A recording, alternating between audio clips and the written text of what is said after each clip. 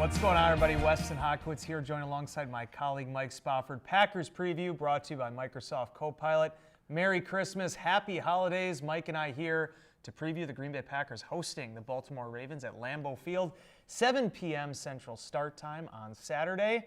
Game that can be viewed on Peacock, or if you're in the Green Bay market, over the air, free on NBC 26. And if you're in the Milwaukee market, also over the air and free on WTMJ4. Mike and I here for the next 10 to 15 minutes answering all of your questions on X, YouTube, and Facebook as the Packers and Ravens begin to prepare to do battle at Lambeau Field. We learned a very important factoid yesterday, Michael. Yeah, pretty big one. The Packers, for the sixth time in Matt LaFleur's 7 seasons as head coach, are heading back to the postseason, and that came after the Minnesota Vikings holding serve against the Detroit Lions at US Bank Stadium. Yeah, I was not expecting that, with the Vikings being down to essentially their number 3 quarterback when you consider Carson Wentz was the backup for most of the season to J.J. McCarthy. Max Brosmer, 3 net passing yards, and yet the Minnesota Vikings win by 2 touchdowns because the Lions turned the ball over 6 times with their season on the line. And yeah, the Lions are eliminated, the Packers are in, and now it's a question of how high in the seeding can Green Bay climb here over these last 2 weeks. And we may be getting into that shortly, depending on the questions you ask on Facebook, X, and YouTube. But before we get into those, Michael, we did also have the Packers injury report and the Ravens injury report on Christmas Day. 20 players altogether were on the injury report for Green Bay this week. We know 2 players have been ruled out. 7 are questionable, and chief among them are Jordan Love, working his way through the concussion protocol, and also Malik Willis with the illness that held him out of practice on Wednesday, but he did return in a limited capacity on Thursday. We'll see exactly what shakes out. But on the other sideline, the Baltimore Ravens went ahead and said that 2-time NFL MVP Lamar Jackson is doubtful for this game with the back contusion he suffered last weekend that held him out of practice all week long. Yeah, and that was really surprising to hear, quite frankly. I think we expected with Jordan Love working his way through the concussion protocol, with Malik Willis dealing with that shoulder injury from the end of the Chicago game, that the Packers would list their quarterbacks as questionable. The Ravens are playing for their season. They have to win to stay alive, and yes, their chances are somewhat slim in the AFC North because the Steelers are playing the Browns, but from the Ravens' point of view, their only way to stay alive right now is to get another win, and their starting quarterback might be on the shelf. I mean, that was a big piece of news. Tyler Huntley is as good a backup quarterback as there is in the NFL. The Ravens do not have to completely rewrite the playbook or scrap the game plan or anything of that nature when Tyler Huntley comes in. But obviously, that's still a big change from Lamar Jackson. Well, and if you need another reminder of just how good Snoop Huntley is, you go back to 2021, the last time the Packers played these guys in the regular season. And Huntley had to step up for an injured Lamar Jackson in what ended up being a 31-30 Packers victory. Huntley in that game was 28 of 40 for 215 yards with 2 touchdowns, and then also added 73 rushing yards on 13 carries. You don't, as everyone's been saying all week long, you don't have to reinvent the playbook with Huntley there, which is also why I've been saying in all of our content this week, it's surprising to me they ever let him leave the building in the first place. Right. You're 100% right about that. We're talking right now about this whole situation now with Malik Willis, right, and what's going to happen this offseason. The way that he's played, is a team going to go and sign him, maybe potentially give him an opportunity to be a starter somewhere, the money that comes along with that. I was blown away when I went on Spotrac this week and saw that Tyler Huntley, in his career since he entered the league in whatever it was, 2020 or 2019, he's only made $7 million. I mean, it's not like he left to go to Cleveland with like a $10 million deal. It was just, no, it was another baseline deal. He found his way back after this kind of hero's journey around the NFL, gets his way back to Baltimore this year, and again, I think in short order has shown that he can still play at a really high level. And what I remember the most about that matchup a few years ago when the Packers played the Ravens with Huntley at quarterback, Green Bay was in total control of the game, up by 14 points midway through the fourth quarter, and then all of a sudden here come Huntley and the Ravens, and they scored 2 touchdowns down the stretch and then went for the 2-point conversion, went for the win instead of kicking the extra point to go to overtime. The Packers stopped the 2-point conversion and then were therefore able to win the game. But Huntley he's never out of it. I mean, this is a guy who has proven as a backup that he can perform in crunch time and he can get some things done late in games, and the Packers have to be ready for a 60-minute battle here. All right, again, he's Mike Spofford. I'm Wes Hotkuts. We'll dive into the questions. Packers preview brought to you by Microsoft Copilot. And the first one comes from Ryan Morgan on Facebook. It also kind of goes along with our whole discussion so far. How has Malik Willis not been picked up by another team as a starter? He has been nothing less than amazing. I've said it once. I've said it 1,000 times now to you in these discussions over the last 16 months. The fact the Packers ended up acquiring him for what ended up being, one of the bottom 10 picks in last year's draft, a late 7th rounder. The return on investment they've gotten out of that pick is just, it's immeasurable. And also from the standpoint of, it just shows you, as much as we talk about guys and the scouting process and the pre-draft process, the Packers and every other team have a pro personnel department whose job is to survey the landscape of the NFL and keep an eye on when the transactions happen, when guys get cut, when guys are going to be potentially available on the trade market. The Packers acted quickly to add Malik Willis, and my goodness, Mike, not only did he buoy them last year and help them in that playoff push and get back to the playoffs, but this year again has just been Superman. Yeah, you look at you look at what Malik Willis has done.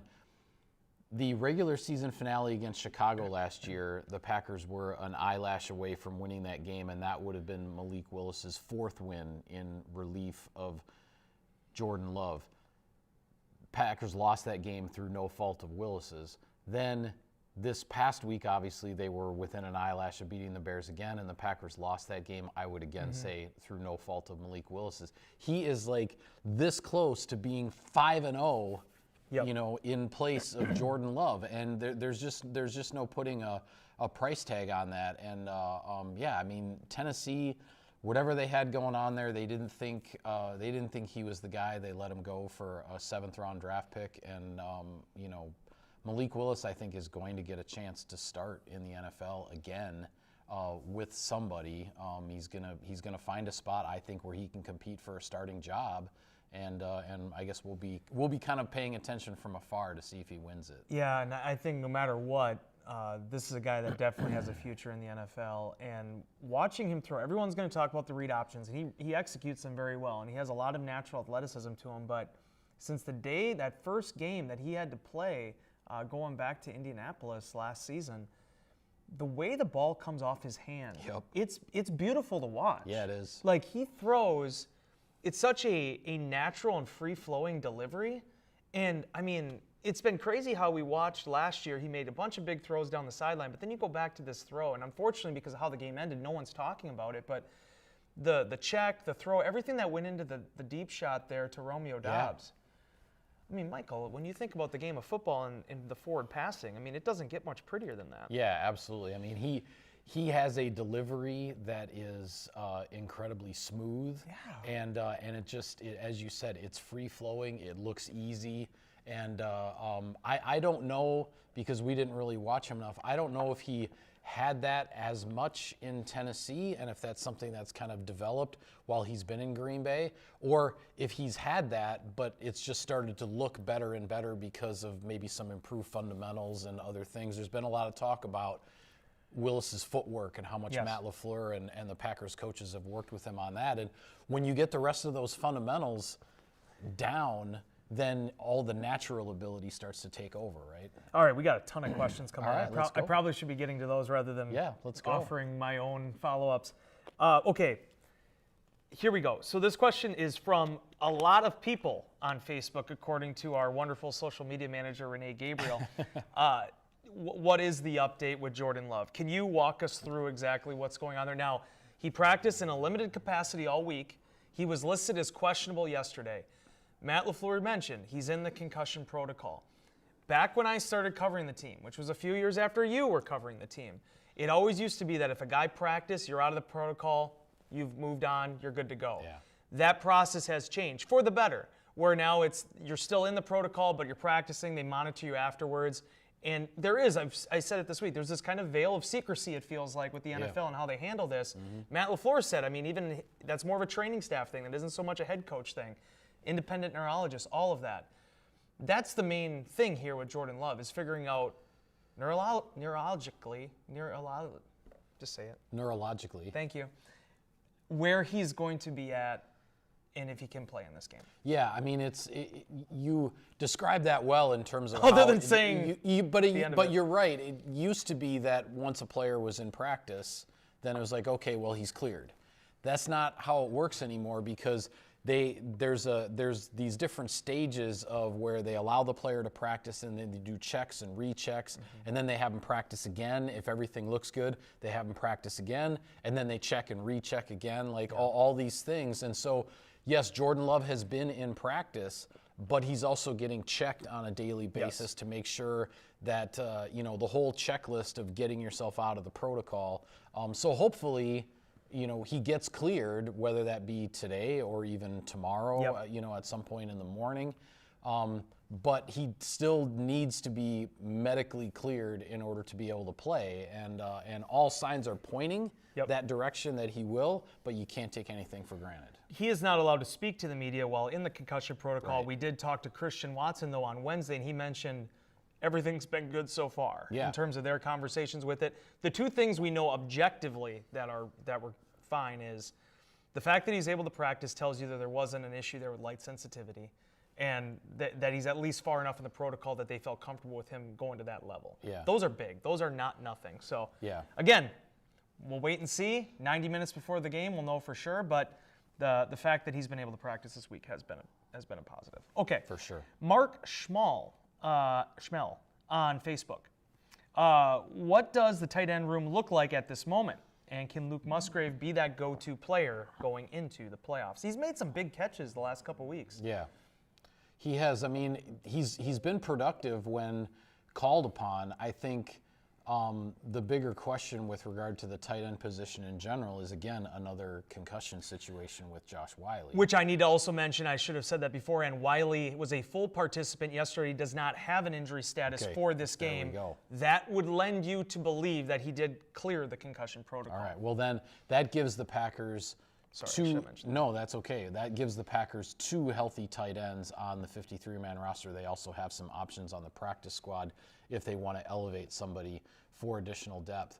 But I think what we've seen with Luke Musgrave is that when he's called upon, he can provide a big play. He can move the chains.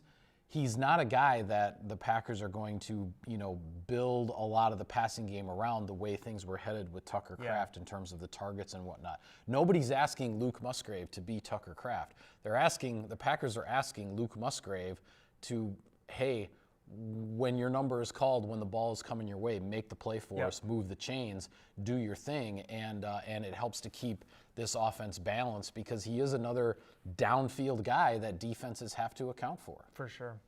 And then also to mention that, as Spoff said, there's 2 options. You have McCallan Castles and also Drake Dabney, who both were signed to the practice squad after Tucker Kraft was placed on injury reserve. So they've both been in the system now for about 7 weeks, somewhere around there. But if you go based on how they handled the game against Chicago, when Whyle was not available, they went with only 2 tight ends because Darian Kinnard is playing the 6th offensive line role. Right, that's the thing. So you could conceivably keep the same construction. Yes, yeah, you absolutely could, and that's how they went into the Chicago game with Whyle in the concussion protocol and not available. So yeah. Kinnard as your 6th offensive lineman is sort of like your 3rd tight end. Right. All right, couple more minutes here. Let's see here. I like that. Where was that, Josh? There was a question I really wanted. Now I can't find it. Okay, we'll start with this one, though. Soldier on YouTube. Who do you think stepped up the most on defense against Chicago? They really did have an outstanding game. That, again, kind of like the Dobbs touchdown, you kind of forget about how well the Packers defense played in that first game without Micah Parsons. Yep. To what do you attribute all of that to? Well, what I liked best about what I saw from the Packers defense in Chicago was I thought the run defense played a much better game than it did against the Bears the first time. Because really outside of the opening drive of the game for Chicago, when I really thought Chicago kind of took the field and took it to Green Bay on that opening drive, and they were really slamming the ball in there and controlling the line of scrimmage, and then they ended up botching the 4th down with the Wildcat snap and all that. But then after that first drive, it never really felt like the Bears were kind of imposing their will on Green Bay with the ground game at the line of scrimmage, and I thought that was a big step forward. And to me, that, when you're talking run defense like that, that's a collective thing, right? I mean, that's, whether it's Edgerrin Cooper and Quay Walker and Isaiah McDuffie, those guys at the linebacker level, or Rashawn Gary and Lucas Van Ness and Colby Wooden and Carl Brooks and Warren Brinson and all those guys on the interior. That I thought the Packers' run defense took a pretty meaningful step forward against a team like Chicago that really does like to run the football. I found the question. Thank you to our wonderful social media department. They were sending me links asking if this was the question. It wasn't, but I did find it. This one was on X from Reed. Even if both Jordan Love and Malik Willis are good to go, would they still elevate Clayton Tune as the emergency quarterback option? You and I were legitimately 25 minutes ago discussing this at our desk. Yes, we were. The one thing we know definitively, I can tell you this, bar none, is that you cannot use elevated quarterback as an emergency QB in a game. The player has to be on the 53-man roster for you to be the emergency quarterback. Now, they can elevate him and activate him and have him in the game, but you don't get that 49th player benefit if the guy isn't actually on the 53. What I don't know for a fact, but we had the hunch that maybe this would be the case, is could you elevate him, have him on the game day roster, and then have potentially maybe Malik Willis as the emergency quarterback?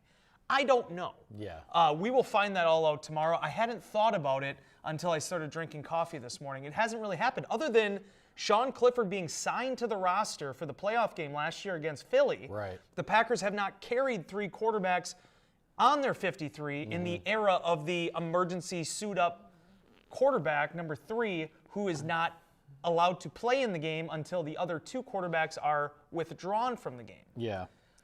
All that being said, Clayton Tune, former 5th-round pick of the Arizona Cardinals, a player whom the Packers are very high on. It was someone that immediately after cutdowns, he was attached to the Packers. There was numerous reports out there about him potentially being the guy the Packers would look at as the practice squad quarterback. Matt LaFleur said it. He's been doing a great job. He's been traveling with the team all year. Needless to say, if it is Clayton Tune, Packers feel really comfortable with what he's put on paper so far the last 3 months. Yeah, they definitely like this young man. He's a guy that they want to develop. They want to keep moving things along here with him. I am very curious as to that, the whole thing of, okay, the emergency third quarterback has to be on the 53-man roster to be designated as that, which allows you to essentially use one of your inactive spots on the quarterback, but he's eligible to play if the other 2 guys. But is sort of the way around that, you elevate a guy from the practice squad and you essentially designate him your number 2 for the game, and a guy you already have on the 53 I don't know. can be like your emergency one. Is that a way to circumvent like that rule a little bit? Yeah. I don't know, but I think we're going to find out because that very well could be in the cards here for Green Bay. And you wonder as well, the fact that the Packers have already clinched a playoff spot. Yes. Do you want to have another quarterback like Tune available just in case with regard to whatever might happen? It's you're not in a situation where it's like your backs are against the wall and you absolutely have to win this game. So there are a lot of things to consider This is what here. bothers, and I actually I've read the CBA. You're looking at it. I did. I've actually read the CBA. I don't know if you knew that or not, but during COVID, I read the CBA. Like I actually read the CBA. It was bad. It was like, I mean, it is. I should have been a lawyer if I was actually one of the. Too much legalese. There was nothing going on, but there were so many changes with salaries, with practice squad rules. There were so many things that were kind of like the pork that were hidden within, the actual CBA that I wanted to learn about. Just for the record, now this is where the bona fide thing gets me, because it said the emergency third quarterback must be on the club's 53-man roster. The player cannot be an elevated practice squad player. The club's starting quarterback, QB1, and its backup quarterback, QB2, must also be on the club's 53-man roster. Okay, well, there you go. So I think you have to answer. sign the guy in order to do it, Yeah. which would make sense. A club must have 2 bona fide, I love that use of bona fide quarterbacks on its 47-48 player game day active list to designate an emergency third quarterback. And then a club cannot designate an emergency third quarterback if it has 3 or more bona fide quarterbacks on its 47-48 player game active list. So, well, I think that answers it for us then. I should have just read the internet.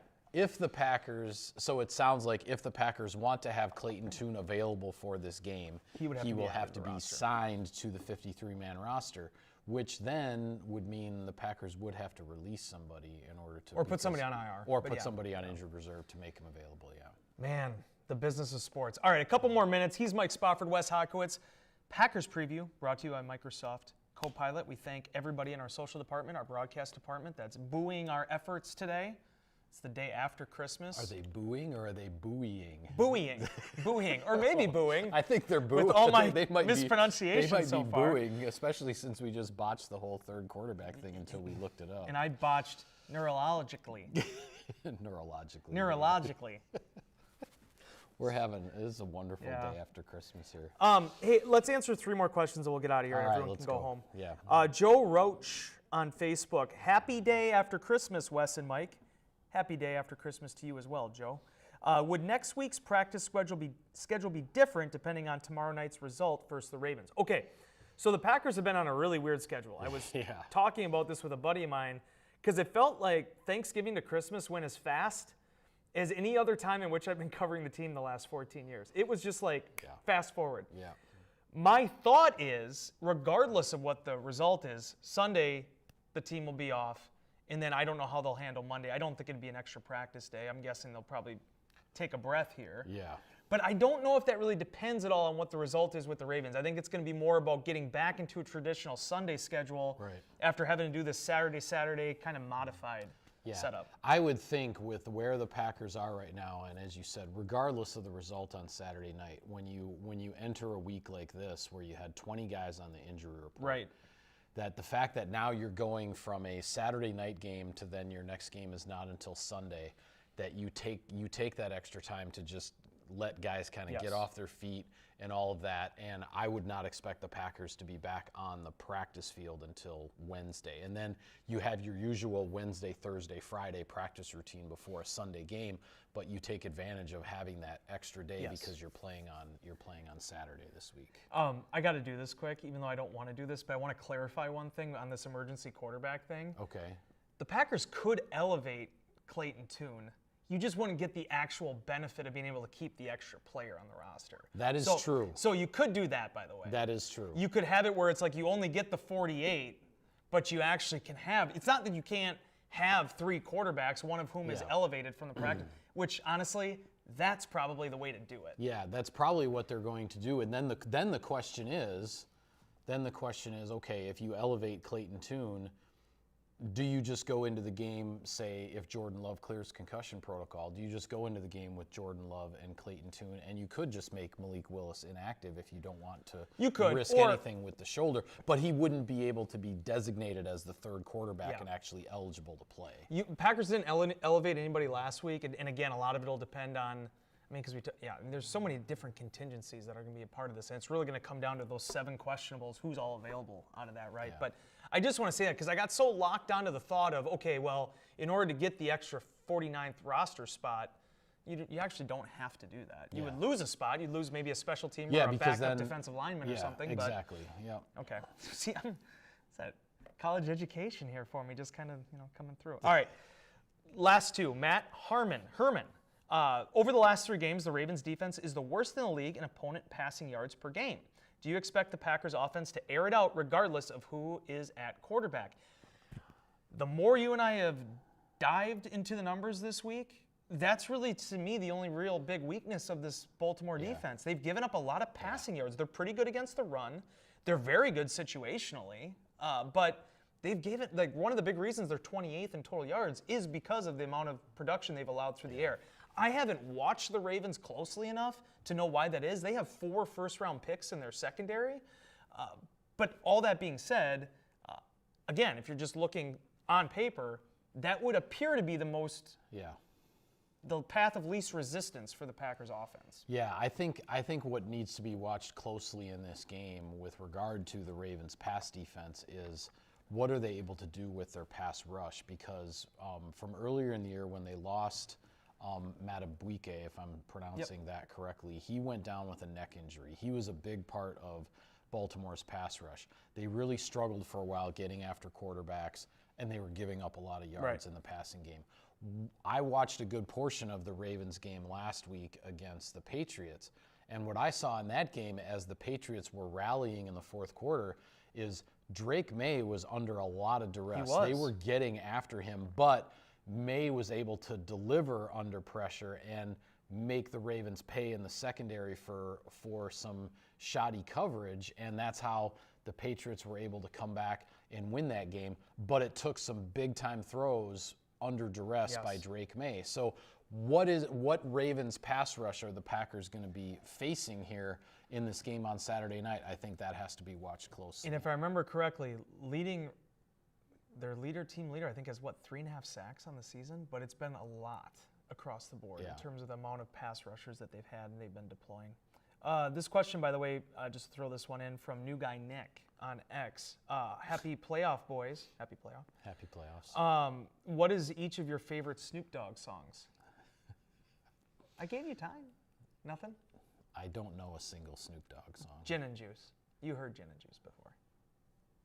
I probably have. It was probably on an episode of... I probably have, but I wouldn't know the name of it. Yeah. So, You probably caught on it. Like the West Wing or something probably played it in the background at some point. Okay. Okay, Yeah. we'll go Gin and Juice. Okay, and this question from Doris Pringle on Facebook. Hello, Mike. Happy New Year's. Who do you think was the Packers' biggest Pro Bowl snub on the roster? Mike, what is the most expensive gift you were ever bought? And were you ever on the naughty list this year? LOL. Can you sing a few bars of Jingle Bells? No, I don't think we can legally. So we'll save that one. Okay. And you don't have to answer about the naughty list thing. I would be curious about what is the most expensive gift you have ever bought, and then also if you want include a Pro Bowl snub. The most expensive gift I ever bought, or that was bought for me? Mike, what is the most expensive gift you ever bought? That I ever bought. Okay, well, it was A wedding ring. yeah. It was posing as Santa and buying like a new like massive like television for the family. That was. You posed as Santa? Well, yeah, sort of. Nice. Do we have photos of that? No. Okay. No. The big man might be upset for you. Yeah, it's imposter true. Yeah, syndrome. imposter syndrome. Okay. Pro Bowl snub. I mean, there are a few in my I got mind, one but that I wanna say. the one that rises to the top of the list for me is Jordan Love. Yeah, for sure. I think Jordan Love deserved to go to the Pro Bowl with what he did this season. And I know there are a lot of good quarterbacks in the NFC, and I'm not denigrating, any of them, but. I think Jordan Love belongs in that company, and I think it's unfortunate that he didn't get there. I'm with you. You do look at the names that made it at quarterback, and I get it. I think Dak Prescott had a really good year again. I mean, it's unfortunate what's happening with Dallas, where Prescott's, whether he's injured or whether he's healthy, the guy plays really, really good ball, but they haven't been able to get the wins together the last few years. I think the one, it's tight, and I get why they went with him, but the Sam Darnold, I would have went with Jordan over Sam Darnold. I get that Seattle is number one right now. I guess in some ways I would have gone with Jordan Love over Dak Prescott because I understand like Prescott's put up great numbers and everything, but he's also put up great numbers because the Cowboys have been playing from behind in like how many games, for sure. And he's throwing the ball all over the yard, and he's got CeeDee Lamb and George Pickens and and all that. I mean. Yeah. And this is not taking anything away from the Packers receivers, who I think the Packers have a really good receiving core, and they have a lot of guys who can make plays. But there aren't any Packers receivers who are going to the Pro Bowl, Right. and Jordan Love has got this offense, ranked among the best in the league, and this Packers team is going to the playoffs, and I don't think Love's getting the recognition he deserves. If you would have told me, I'm trying to think who else did we got then? It was Prescott, Darnold, and who was the other one? Oh, Matthew Stafford, duh, MVP favorite. Yeah. It was crazy. It was wild to see. I mean, that. I'm not saying it's like clear cut, like Yeah. slam dunk, and I understand, like I'm a little biased No, here, for sure. but I mean, at the end of the day, the Dallas Cowboys are a couple games below 500, Yep. and they're going nowhere. Fair enough. And I think Jordan Love deserved a little more recognition. We got to go. We have employees that need to get back to their families. My person, though, would be Evan Williams. And I think Evan is right at that Clay Matthews, B.J. Raji sort of moment where sometimes you get the recognition right away, sometimes it comes delayed. I think the more people catch on to what Evan Williams is doing, and he has an all-pro next to him, too, in the Right. secondary, Yep. and Xavier McKinney, who could have been in the conversation as well. But you almost wish at some point people are going to catch on to Evan Williams. Because, yes, last year he was a PFWA all-rookie team member. That's an awesome accolade. Kudos to him for that. But I think him and Javon Bullard in tandem, both being day 2, day 3 draft picks 2 years ago, what they've done in short order and the positions and the role that they've developed on this defense, maybe you need a couple more interceptions here or there to kind of get that spotlight. But boy, I'm telling you, man, they are close. And next year when they break out even further, you heard it here first. It's interesting that you mentioned B.J. Raji because he sort of arrived on the national scene in the playoffs in his second season, right? Yep. It's right where Evan Williams is right now. Yep. We just need an interception return for a touchdown. And a hula dance. He's Mike Spofford. I'm Wes Hodkiewicz. Mike, Packers win this game tomorrow if they finish drives. 1 for 9 in the red zone the last 2 weeks. That's the biggest reason. You can talk about injuries and onside kicks and everything else. The biggest reason the Packers are on a 2-game losing streak is because they're 1 for 9 in the red zone in the last 2 games. Finish drives, you win the game. I don't have it with me because I don't think it's in the building yet, but the Packers game day program, usually this is where I pick it up and I talk about it. But Javon Bullard on that cover story that I wrote on him. Another second-year guy who is really coming into his own, man. Coming into his own and playing a very pivotal spot for the Packers as that nickel cornerback, and I think has kind of really blown expectations off the door for what he's done there. Another guy that just needs that one pick, but other than that, I mean, what he's offered has been pretty incredible. So stay tuned for that. Look for that at the stadium on Saturday. Stay tuned to Packers.com, Packers mobile app. Tons of content on there. Mike, one last look column I think is up already. Yes, it is. Yeah. It's on. Would you like to tell the viewers what that is all on? Yeah, it's just an examination of kind of the Packers, up and down Jekyll and Hyde season when it comes to crunch time. Owning the fourth quarter or having the other team be the better team in crunch time, and that's sort of how the results for this season have gone. So the Packers can't afford to let any more fourth quarters get away. Michael also set the table earlier this week with a lot of the injury updates on the team, some of which have changed, some of which still remain very much the same.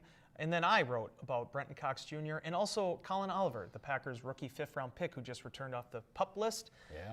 Maybe potentially could be one of those guys that gives the Packers a boost down the final stretch. Check that out on Packers.com. He's Mike Spofford. I'm Wes Hodkiewicz. Adam Hobelheinrich behind the camera, our wonderful digital and social and broadcast departments helping us out with another edition of Packers Preview brought to you by Microsoft Copilot. And until next time, for Mike, I'm Wes. We'll see you later.